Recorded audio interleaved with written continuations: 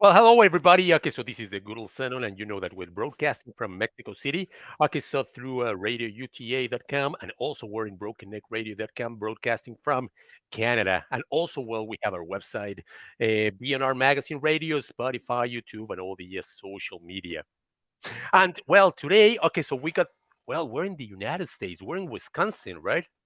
Yeah, correct. Central Wisconsin. Okay, well, so first of all, okay, so well, I was watching a video and everything, but who do we have the pleasure to be talking with?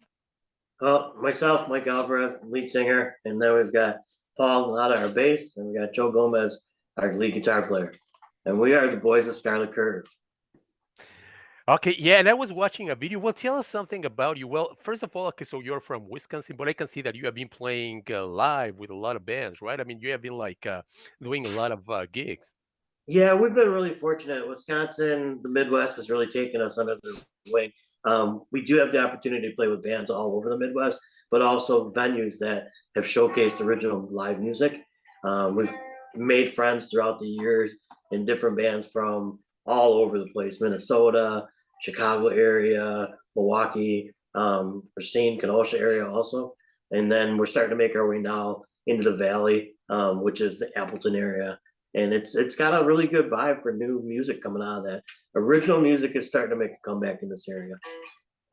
Okay, so well, it is a comeback. What do you mean? Okay, so well, there was a lot of problems. Okay, were there a lot of bands that were playing different music or covers or tributes or We had in the area in the last 10 years, there's been a change of people were always wanting to hear cover bands and go to festivals, and they wanted to hear music that they had heard on the radio. But as they started to see the amount of talent that was actually out there with the original bands, they started to get a feeling for what really was out there in the area. The new bands coming up, the bands that had been together for a while. I mean, like for example, for us, we've been a band for 17 years. Once we started to get on the Spotify, and the movie that we're in actually helped us out, really broaden our horizons as far as when our single went into the documentary Go Fast, Pull Up. It opened up a whole new audience for us. Yes, exactly. Okay, so that is what I'm seeing. For example, okay, well, first of all, maybe okay, so well, why don't you tell the audience the name of the band? Scarlet Curve. Scarlet Curve. Yeah, and I can see here that you have a video. Old Man is the name of the video, right? Correct. Old Man Uh, is our we've that's the song that they actually put in the movie also. The movie's Go Fast, Pull Up. So if you want to really get a chance to see an eclectic group of different bands, that soundtrack on that movie is phenomenal. yeah, and I can see here that this is the story of Jimmy Levan. Correct. One of the best BMX trick riders ever. Okay, yeah, what is the movie about? So what they You know? did is they followed the life of Jimmy Levan and how he started in the BMX industry, working as a young kid. The world was his oyster. He had everything available to him, and they followed it, the rise and fall of how he was successful, and then he lost everything. Just following the sex, drugs, and rock and roll, and he got the best of him. Yeah, well, yeah, I've heard that. I mean, it's like, yes, sometimes it happens, right? Okay, but Yeah, okay, well, but 17 years. Okay, so this is a band that has been together for about 17 years, right? correct. Okay, well, what can you tell us? Okay, for example, you were telling us that before, okay, so well, there were a lot of cover bands, but what about, can you tell us something about how you saw it out? Okay, so why did you decide to put the band together? So Joe, our guitar player, actually worked at a place that I worked at, and he got wind that I had come out of the Milwaukee Racine area playing in a band that was on a label, and he came up and he said, "Hey, I play guitar," and he said we should get together. And I thought I don't want to waste a lot of time with people that didn't have the same either drive or vision that I had. And it was funny because I asked him right away, "What are your influences?" And he said, "Oh, I love metal, I love speedcore, I love this, I love that." And I thought, this isn't going to work together. I have a total different vibe. I was coming from the Oasis kind of U2, Dave Matthews sound, and you know, I told my wife when I went home, said I met a guy. He came up, he wanted to play, and she's like, "So you're not going to play with him?" And I said, "I don't know." I said, "I don't think the styles will work." So the next day he came back and he's like, "Hey," he's like, "We should get together. We should get together." And I just kept saying, "I don't know, I don't know." Then the next day he came back. He's like, I play guitar, I play different stuff," and I'm like, I don't know, I don't know, I know. And then finally I was like, I went home. I said, all right, I'm going to meet with this guy and just kind of just see what he does. So I started playing a couple things, and all of a sudden, fire started shooting out of this guy's fingers, and I mean, just melting the guitar away. And I thought, okay, we can play with this guy. And then at the time, we knew we were looking for other musicians. A couple people that we worked with said, "Hey, I know a guy that plays drums." And I said, "Well, have him get a hold of us and we'll see." So we had a time where he was going to come in to audition, and he walked in, and I thought, okay, well, I don't know what we're going to get with this guy, because you know how you first see somebody walk down the basement steps and you go, well, let's see. So he started playing, and he's like, yeah, some of my influences are like Blues Brothers and stuff like that. And I thought, okay, this guy's either going to be really, really good, or we're going to see. So as he started playing, I thought, okay, this is definitely somebody that we can mold in the future with us, that we can grow together. And then this one here showed up one day out of nowhere. Stray dog. Stray dog, like a stray dog on the beach, come walking through. We had obviously over the years you go through some different changes of people, and kind of certain circles knew other people, and he was one of them. And I sent him a message one day, said, "Hey, you want to play bass?" He said, "For what? For who? For what?" And then as we started going, I said, "Come and check it out." And his thing was, we were doing original music. He had played in bands, cover bands, all over the place. So Paul is really kind of the structurally backbone of the space, musically wise. He brings to the table a lot of structure for somewhat too unstructured individuals. Well, that is really interesting. But for example, okay, so did you decide, for example, okay, talking about Scarlet Curve, okay, so is there something that we can listen to about the beginning of Scarlet Curve? As far as how we started playing at a local bar called the Brick House that actually gave us our first opportunity. And we had a 20-minute set, 4 or 5 songs, maybe tops. And it was a college town. Stevens Point has a university. We went in there, we set up in a little tiny corner, could barely move, sitting on top of each other, playing. And it took off. We had a lot of people that came up, they saw it, and they thought, okay, this is something to keep an eye on. So as we started writing more and more, and once we started getting into the studio and getting those songs recorded, we were able to get our music out. I mean, we were still coming from a time when we got our CD. It was like it got shipped to us in the mail, and we opened up a box, and we're playing shows now, and we're back to, hey, we've got T-shirts to sell, we've got posters, CDs, and then once Spotify came along, then it just opened up a whole new world for us.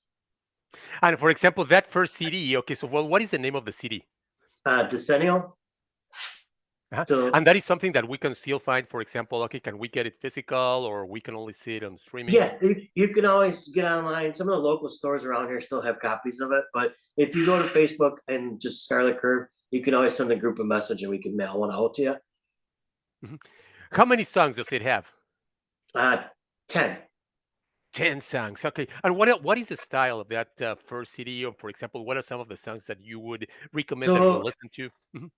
I so a lady that was watching us a few months ago said if she closed her eyes, she actually thought she was listening to REM, which to me was like, hey, I'll take that. A little bit Matchbox 20, that early 90s alternative rock. We always say it's music for the masses. You can be 60 years old, you can enjoy it. You can be 20, you can love it. You can be 40, and you can still remember where you were in high school or college when some of those bands like Hootie and the Blowfish came out, Matchbox 20, those bands that hit the 90s and hit it hard. Yeah, because we're talking about 20 years ago, and I think that 20 years ago, well, 15, 17 years ago, okay, the music industry was really, really totally different, right, from now. Yeah, correct. Yeah, what are some of the differences, for example, that you can recall? Well, I think a lot of it is the bands now have gotten together and they don't need the labels anymore. Back in the late 90s, early 2000, everybody thought once I'm going to jump on a label, I'm going to make it, and the label's going to push me, and the label's going to support all my distribution and everything. And truthfully, the labels didn't do it. I mean, I remember signing on Twin Tone Records thinking we're going to be the next thing. We're out in Boston. We're playing Nemo's Music Showcase. We got labels behind us. We get to Boston and we go, hey, we're in Best Buy and On Cue, Tower Records, all these stores. You go there, and you go to the like any section, like an S section. Oh, our band should be in the S's. We should have our own little thing. We're on the label. Hardly find it behind 20 other bands that are in that area too. So that's really the big change is the self promotion as far as bands doing it from the grassroots, starting from recording their own stuff in their own basement. I mean, we were fortunate because Paul does have a very nice studio that we recorded, but otherwise you used to have to go to studios, buy the time, find the right engineer that knew how to use your sound and knew how to make it sound the best. But now it's a grassroots movement. You know, you find venues, you find other bands that are out there. You know, they've got their nose to the grindstone, they want to get out there and showcase their music. That's basically what it is. Mhm, yes, exactly, and it's really interesting. Oh, yes, I'm sorry. That's okay. I was going to say something that I see in today's music scene is bands want to help each other a lot more. They're like helping, like let's say write or record different parts. The gig environment is totally different. Everybody's piggybacking with each other, trying to play the shows. Yes, exactly. Okay, so well, for example, I remember that in the past there was a lot of competition, right? You know what? I think that my band is better than yours, and I think that yeah, there was a lot of this ego, for example, that we had before, and I think that nowadays everything is like a brotherhood. I don't know. That is what I've seen, for example. I don't know what you think. I think what happened is a lot of the egos got checked at the door. You know, they thought, well, I'm the biggest baddest band out here, and that band might have had 4 or 5 egos in that same band. They didn't stick around long. They weren't a band long term. They might have done well for a little bit, and then all of a sudden, well, they break up because one guitar player thinks he's better than the singer thinks he's better than the drummer, and the bass player is never better than anybody. So, yeah, Yeah, of course. And we're talking about a time when I don't know what you think, but I think that everybody thought that they were going to make it. well, it was true because they always tell you, like everybody says, you're going to California, you got to make it out there. Seattle had a big scene coming out of there. Honestly, in the late 2000s, Milwaukee had a huge scene. Wisconsin started to pump out some big bands that were getting onto Atlantic and starting to make a scene of their own. But we also had bands coming from the Milwaukee area, like the Violent Femmes, the Bodines, the Guffs were coming out of there, and they turned a lot of heads for the industry to start looking at other bands here in the area. So we've been fortunate that we've been able to find and network it as a business also, though that was the biggest thing. We've got a very educated group of individuals that always looked at this as a business, not just a band. Yes, exactly. Which is, I think that that is something that that, for example, okay, so we didn't care about, for example, in the past, right? It was like, you know what? Okay, I'm going to have a band. I'm going to have like a lot of girls. I'm going to have like a lot of money. Yeah, And then afterwards, you lose everything. And I think that that is the story, for example, for example, this movie that you're talking about is talking about, right? When suddenly you have everything and suddenly you lose everything. Huh? you lose nothing and you go back to who can look in the mirror, and do you wake up liking that person in the mirror or not? Yeah, Go Fast, Pull Up. That is the name of the movie, right? Correct. Yeah, really interesting story. Okay, well, now for example, okay, so that was the first CD that you had, but for example, are there some recordings from Scarlet Curve, for example, that we can listen to? What is the story of the band that we can, for example, here in Mexico City, we would like to, because I was listening to the music, for example, and it was really, really awesome.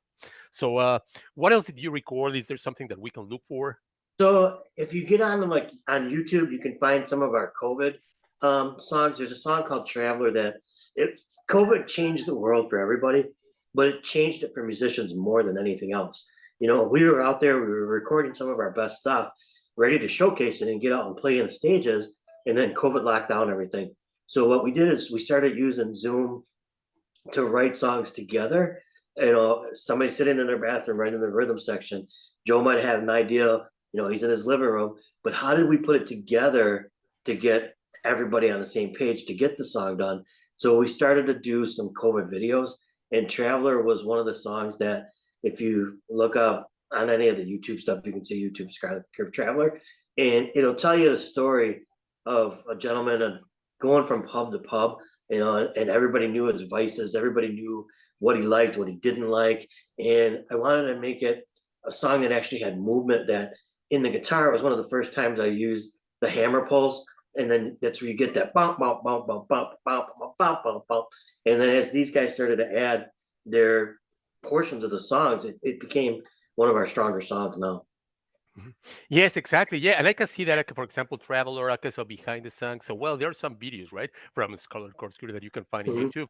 Okay, and I totally agree. For example, like COVID, okay, so it changed a lot of things. I mean, I don't know. You were talking about a scene, for example, that you had in Milwaukee, in Wisconsin, and all that. But now I think that bands can go to some other places. For example, they have I don't know that they have their music has never gone to these places before. For example, I don't know if you have thought about showing your music to Mexico, to South America, to Canada, to Europe, or all. I think that everything has grown. I mean, I don't Yeah, know what you think. we've been very fortunate.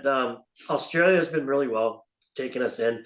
There's a DJ out there, Isaac Banks. He's got a lot of radio stations, a lot of internet radio stations. He got a hold of us from a couple friends that he said he got wind of us and just heard a few songs and started to play us and showcase us down there.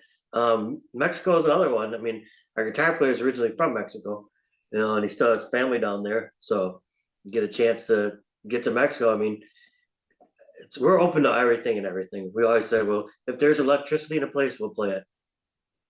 Okay, well, that's oh, so you're from Mexico, Our guitar players, Monterrey.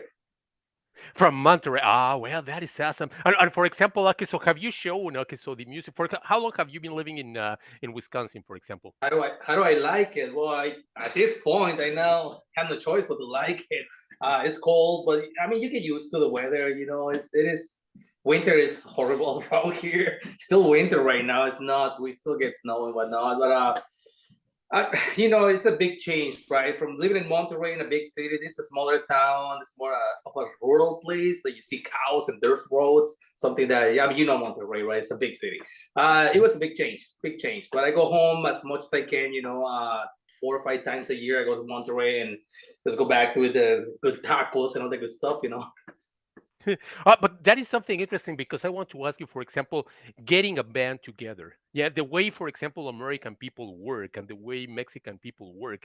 Have you seen a big difference, for example, in the way they work, the way they have music, especially talking about music, for example?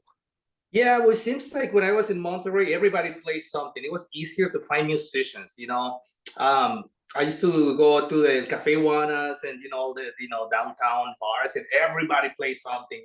Back then there was Plastilina Mosh and those guys. Before there were Plastilina Mosh and Control Machete, and those guys were going to Cafe Juanas, right? And we were all partying and drinking and all that, and everybody plays something. So it was easier to get bands put together based on that.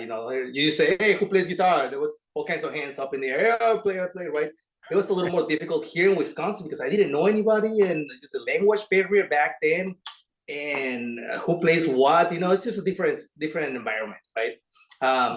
It was a little difficult. That's why when I met Mike, I'm like, okay, I hear you play guitar. Do you really play guitar? I was taking a chance to, because I was playing like classical music, and then I transitioned to like Metallica, Slayer, and all that good stuff. And I don't know what he came from Milwaukee. That's all I knew. Lots in Milwaukee, but it was a challenge to find musicians for sure. Here we Well, yeah, are. yeah. And how long have you been playing together? I mean, all of you. For example, who are the members of Scarlet Curve right now? It's Mike. myself, Uh-huh, Mike uh-huh. Alvarez, Joe Gomez, and Paul Galata, and Greg Hansen is our drummer. So Joe and I started the project 17 years ago. We've been playing together for 17 years. Our drummer, Greg Hansen's been there for 17 years. Paul's been here, what, 7, 8 years. 7, 8 years? Uh-huh. Okay, and for example, okay, so for a band that long, okay, so well, for example, yesterday I was reading something about Dokken, and they was reading something about, yeah, what makes a band like yours, for example, stick together? For example, what is the thing that pushes you to continue playing? So that's a great question because everybody always says, man, being in a band must be the best thing. It's just chicks and parties and everything else. It's literally babysitting 3 kids with 3 egos, trying to make sure they all stay in check and they don't kill each other. And you're like a brother that you can't stick in a closet, but you got to play with them because there's just that bond there. And it's just, until you've been in a band, you understand that it's just like, it's a different lifestyle. I mean, they're different people because you spend more time with them than you do your family half the time. Aha, yes, exactly. And that is what I mean because, for example, okay, so when you're like 40 or 50 or you're 30, okay, now you got a family, you got to raise a family. And sometimes we think, ah, this is going to be chicks forever or this is going to be like money forever and all that. But then it's like, ah, you know what? We got a lot of things to do and now I have to support my family. Okay, money doesn't come the way it should go, for example. Okay, so, but what are the things that motivate you, for example? Okay, so to be together, to continue making original music, which is like more different, more difficult to make than covers, for example. A lot of it is just we all have the same drive to make good music. And a lot of times I'll have an idea and I'll bring the structure to the band, and Paul will say that's got to get changed here, musically wise, technically wise. This is where we need to go. Joe will bring an idea, and it might be something that changes the sound of it completely. And then our drummer, he'll bring his thoughts of, well, maybe we should change the direction of this song because it sounds exactly like the other songs that we do. We were just having a conversation a few minutes ago before we logged on.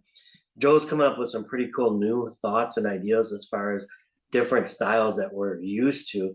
Just want to get it more current, a little bit more edgy, and me kind of stepping back from playing rhythm guitar and having him do rhythm and lead. It's given us more of a, obviously more current sound, but a little bit more, edgier.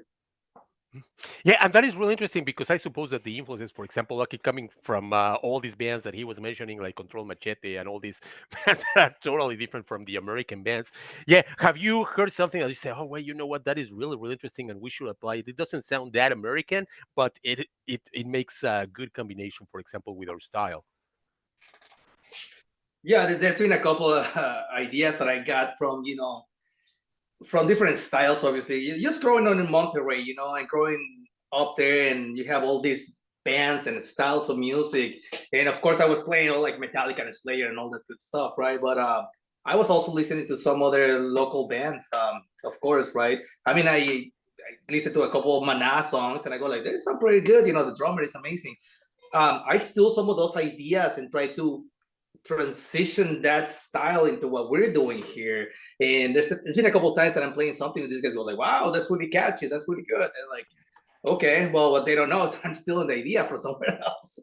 Not the idea, but just the style itself, right? I mean, it's stealing the notes or trying to make their songs or songs, but just the style itself and how we stroke the guitar, the palm mutes and whatnot, the transition. But I think these guys like it, and it sounds different than anything that I heard so far around here. In the local bands, because they don't have the same inspiration, obviously. So Yeah, like totally different. I can imagine. I have a friend that went to the United States. I don't know the name of the place he is at, but he's like he's totally different here. It's like my influences I can mix with American influences, so it's like a totally different world. The way they work, the way they think about business, so it's like totally different. So talking about Scarlet Curves, how many records do you have? How many CDs do you have? So we have the one. We were in the process of doing a couple future ones coming out. It's just finding, getting everything down between gigging, recording, writing new stuff. We want to put together the next CD with the best sound stuff that we can get out there. So we're not rushing. We've been pushing the last one. Obviously with Spotify and iTunes out there, you can get a chance to listen to it.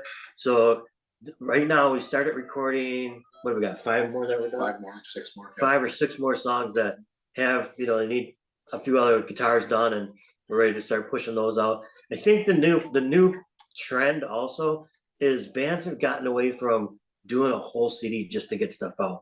They start doing one song, let's get it out. Let's get just a single and start pushing that to Spotify right away. So that's really what we're going to be looking at with Traveler and a few other songs.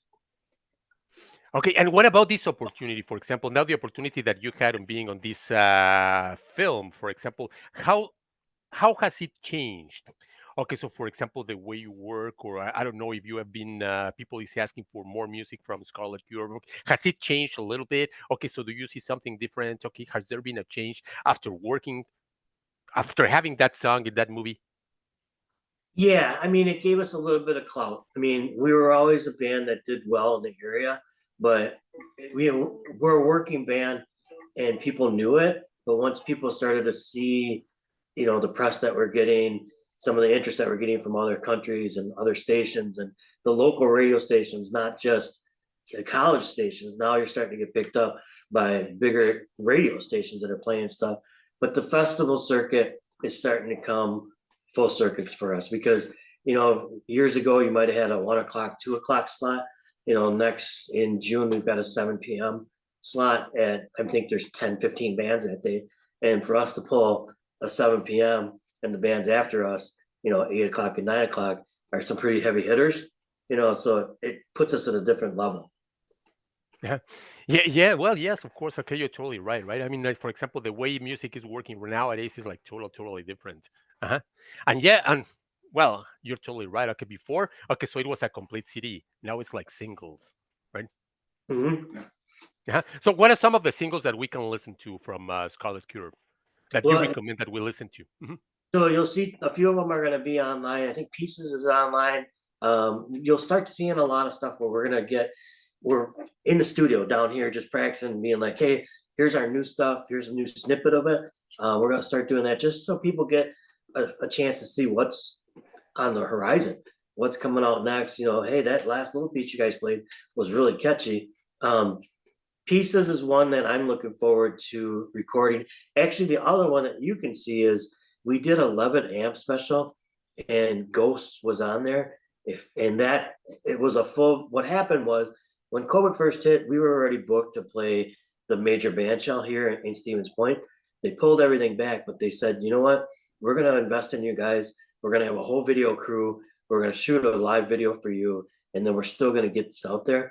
So, I mean, if we would have had to pay for that video ourselves, probably would have been about $5,000, so they put that behind us, and that Ghost is strongly becoming one of our greatest songs, that it changed the direction of how we were writing, and it gave us more of this is sellable. This is something that you can see, a guy on a beach in a movie on Grey's Anatomy, something like a television show where, the guy's breaking up with the girl and the girl's crying, and, it turns to another scene in the background. He's at a bar trying to drink his problems away, and Ghost is playing, so that was something that I've always said that when I write, I wanted to write something that was super sellable, that was, you could put into movies, you could put into television shows. Yeah, yes, exactly. So this is what I see, for example. Okay, so I can see Ghost, for example. I can see Traveler. Okay, so well, I can see that you have been playing in a lot of festivals, for example, also, right? Yeah, we do love festivals. I mean, it was funny because we were just talking with an individual. The other thing that changed is they started to look at festivals at like drive-in movie theaters around here. That was one that we did a couple of years ago, and it was really cool because you had a huge movie screen behind you, but it was outside. People felt safe. They didn't have to worry about getting too close to each other. So those are things that have opened up a new horizon for a lot of, well, not only that, but the movie theaters that might have been struggling, that gives them an extra income too. Yes, exactly. Well, yeah, okay. And I can see that there's something like really interesting. I really like your music. I was listening to your music and it's like really happy. It's like very cheerful. I don't know. It's like it makes you try to jump or like, I don't know, to move or everything. How can you describe your music, for example, so that people can go and listen to it? So it's feel good. It's in your face. It's catchy. It's memorable. I always tell everybody that if you come to see a Scarlet Curve show, you're going to see a ton of talent on stage, but you're going to be involved with the music. You might have just heard that song for the first time, but you're going to remember it, or you're going to start thinking, what was that one song that had that one hook and the guitar player was doing that lick? And then you're going to go back and you're going to listen to it again, and then you're going to tell your friends about it. Yes, exactly. Because not only are we talking about the music, because I can see here the show that you're pulling up. I mean, for example, as a singer, I can see that you have like some things here. I mean, the way you dress yourself. I mean, So the boa started out as everybody's like, most singers have a thing, and I would always have glasses on and kind of that Oasis kind of look, and the vibe that I would give off. And then one day I thought I think we were doing Monster Fest, or it was like a biker fest or something, and they were like, you should buy some like leather pants and this, and I'm like, dude, I'm coming out with a boa, and our drummer about threw up on himself. He's like, no, you're not. No, you're not. And he was so adamant that he wasn't having it. And I'm like, oh yeah, oh for sure, we're doing it now. So and I had found one, and we were playing in Madison, and it was a battle of the bands, and I thought, we're the first band out there, and the radio station lady comes up, and she looks at me, and she's like, I don't know how you're gonna follow that with anybody. So it's become a thing now where it's almost like Superman, where if he doesn't have his cape, now I need the bow to be there. So we had a venue in Marshfield called Goodfellas. One of the owner's girlfriend at the time, she's like, I have a surprise for you. And I was like, what is it? She hands me a brown paper bag, and it was one that lit up. So it had lights on it and everything. And I'm like, oh yeah, we're committed now. Yeah, it's like really good. I mean, for example, if somebody's going to be listening to Scarlet Cure for the first time, I really recommend that you see it because the music is cheerful. Okay, so the really happy, like really happy expressions and everything. So it's like really good. So what are the plans for Scarlet Cure in the future? So we want to get in the studio as much as possible. We want to write the best music that we're writing. Right now, we truly have the best lineup that this band's ever had, as far as eclectic togetherness, sound, being able to utilize everyone's talent, and get out and play. Like I always said from day one, if it has electricity, we'll play it. We're not too big. We're not too big. Our egos aren't, we've kept everything in check, where we know that we've been given a gift to be out there playing original music, but at the level that we're doing at it right now, bands from all over the place will struggle just to get a gig, and for us, we've got enough other bands that we've networked with, enough venues that we've already played with.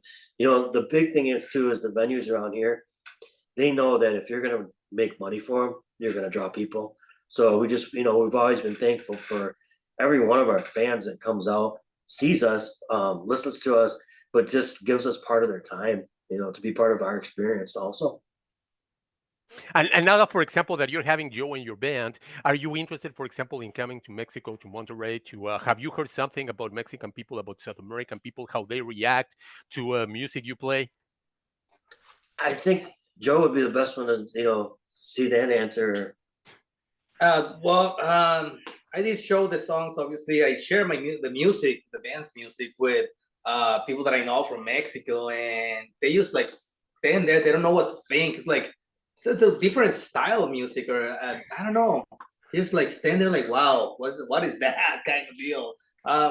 Yeah, I would love to go to Monterrey and play down there, or go to Mexico City and play down there. I mean, it's up to these guys, but yeah, I mean, if you have venues and contacts, or if you put together festivals, we'd definitely be interested in making a trek down there. heck yeah.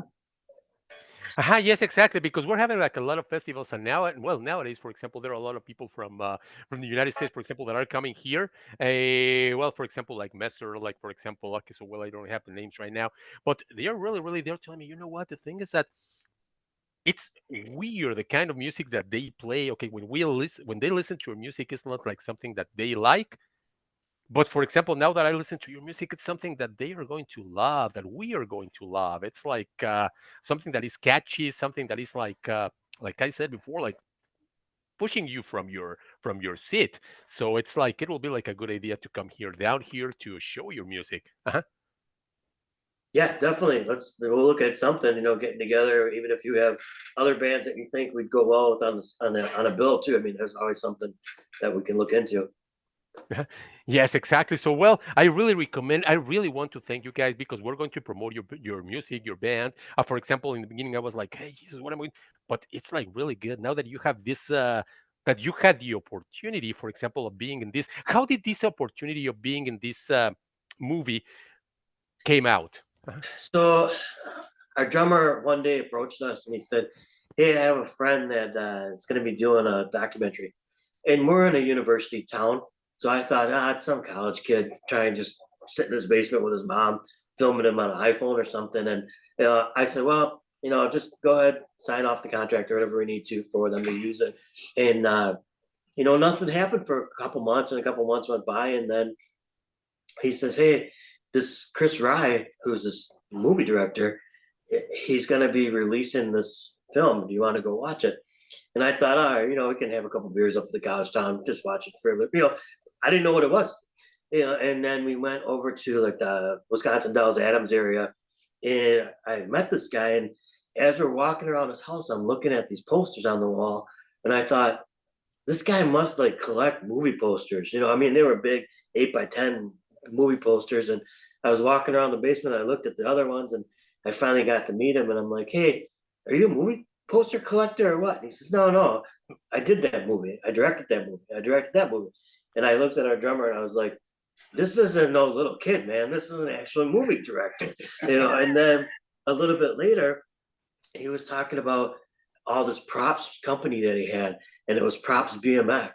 And back when they were BMX riders, that was like the craziest guy that had these videos, traveled around the world just filming all these bike guys and, you know, learning all the stunts. And then a little bit later is like when ESPN got involved, and, you know, the extreme games and everything else. So these were all the guys that were building a scene for the BMX stuff. And as you know, that BMX scene also had a lot of music that was going along with it. So we sit down on the couch, and 5 seconds into this movie preview with, you know, a bunch of people at this house, I look at the first thing, and I looked over at our drummer, and I was like, this is legit. This isn't a freaking documentary. This is like Sundance film kind of stuff. So as he gets further and further with this movie, I'm talking to him, and I'm going, dude, this is like a real life movie. This isn't some kid in the basement. And Chris Rye's done really well as far as promoting that movie. You know, you can see if you get on there, you can see where it's, you know, he's selling it online, but it's also part of Sundance now too, you know. So Yeah, I really, it's like a really interesting story, and really, it's now we're really interested in listening to your band, guys. Well, thank you very much, B&R Magazine Radio, okay, so RadioUTA.com. Okay, we really appreciate your being here. To be honest, yeah, and last message that you would like to give to the people that are going to be listening to you. get a chance, log on to Facebook Scarlet Curve. You can see us, you can hear us, you can follow the adventures of basically four grown-up misfits having the time of their life, you know. And you get a chance to see it. If you want merchandise, or if you want us to get you a CD, you can always, you know, send the band a message on the band page. And like I said, we're looking forward to it. You know, Mexico could be our next stopping grounds here. I would really love it. You know, I'm sure these guys too. You know, Joe, like you said, has got family down there. But for you, thank you too for getting our music out to a new crowd, you know, new people, new avenue, new venues that we might have not ever had a chance to get into without your help. So we're definitely thankful for that also. No, thank you very much, guys. Thank you very much for. Well, I don't know, Joe, if you want to say something to people here that are going to be listening to you. Well, listen to the music. We're coming up with a lot of new styles and new music. I'm really digging into older 90s stuff and combining that with some newer stuff. And I always keep the heavy metal in the back of my head, you know, Slayer and all that, and try to play as fast as I can, right? But I can play too fast in some songs, you know. I gotta slow down a little bit. Just listen to the style, you know. Listen to the stuff that's coming up next. That's what I think is gonna be impressive. And Well, looking guys, forward to go to Mexico, man. Of course. Heck yeah. hell yeah. Okay, yes, of course. Well, thank you very much, guys. It has been a pleasure. And well, let me just stop it here so that we don't run out of time. And